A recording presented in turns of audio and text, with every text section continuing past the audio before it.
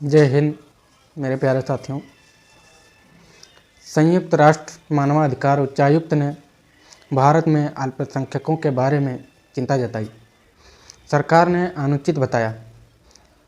संयुक्त राष्ट्र मानवाधिकार परिषद को एक संबोधन में वोल्कर तुर्क, जो संयुक्त राष्ट्र मानवाधिकार के उच्चायुक्त हैं, ने भारत में नागरिक स्वतंत्रता पर बढ़ती बाधाओं के बारे में चिंता जताई। इस पर आज हम चर्चा करने वाले हैं।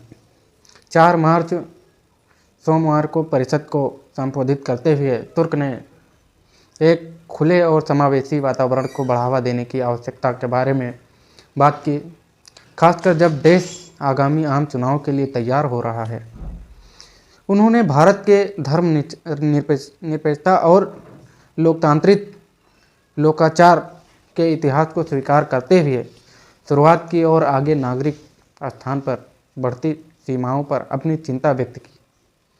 उन्होंने इस तथ्य पर प्रकाश डाला कि भारत में 960 मिलियन से अधिक मतदाता मौजूद हैं।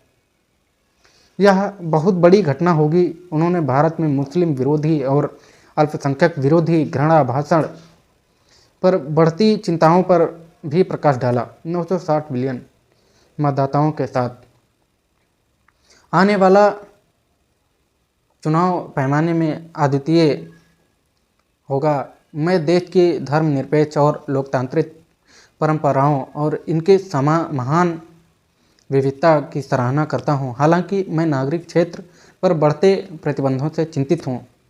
मानवाधिकार रक्षकों, पत्रकारों, कथित आलोचकों को निशाना बनाया जा रहा है।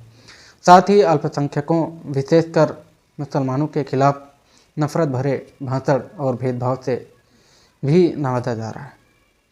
उन्होंने चुनावी बांड पर हाल ही में सुप्रीम कोर्ट के फैसले पर बोलते हुए आगे कहा, जिसमें चुनावी बांड को असंवैधानिक घोषित किया गया था। चुनाव पूर्व संदर्भ में एक खुली जगह सुनिश्चित करना विशेष रूप से महत्वपूर्ण है, जो सभी की सार्थक भागीदारी का सम्मान करता है। मैं सूचना के अधिकार और पारदर्शिता को बरकरार रखते हुए वित्त योजनाओं पर अभियान के पिछले महीने सुप्रीम कोर्ट के फैसले का स्वागत करता हूं, ऐसा कह रहे थे। भारत सरकार ने जवाब में कहा कि भारत की चुनावी प्रक्रिया पर उठाई गई चिंताएं अनुचित हैं। जिनेवा में संयुक्त राष्ट्र मानवाधिकार परिषद के 55वें सत्र को संबोधित करते हुए जिनेवा में संयुक्त राष्ट्र में भारत के अस्थायी प्रतिनिधि राजदूत अरिंदम बागची ने कहा, हम उच्चायुक्त को उनके वैश्विक अपडेट के लिए धन्यवाद देते हैं। हमने अपने आगामी आम चुनाव के बारे में उनकी टिप्पणियों पर गौर किया है। हालांकि इस संबंध में उनकी चिंताएं अनुचित हैं और दुनिया के सबसे बड़े लोकतंत्र की वास्तविकता को प्रतिबंधित नहीं करती हैं। हमें इसमें कोई संदेह नहीं है कि अतीत में कई मौक़ों पर भारतीय लोग एक ऐसी सरकार चुनने के लिए स्वतंत्र रूप से अपने वोट का प्रयोग करेंगे जिसके बारे में उनका मानना है कि यह उनकी आकांक्षाओं को सबसे अच्छी आवाज़ और उड़ान दे सकती है। भारत सरकार के बाद की प्रतिक्रिया को भारतीय मीडिया के कई वर्गों में सरकार की एक मजबूत और साहसिक प्रतिक्रिया के रूप में सराहा जा रहा है।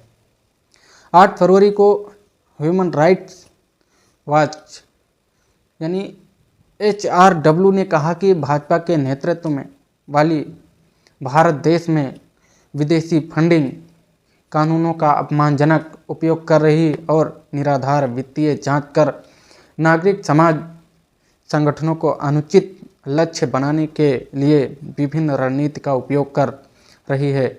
बयान में HRW का तर्क है कि गैर लाभकारी संस्थाओं के खिलाफ विदेशी अंशदान यानी विनियमन अधिनियम FCRA का मनमाना आवेदन किया गया, जो कि राजनीति से प्रेरित है।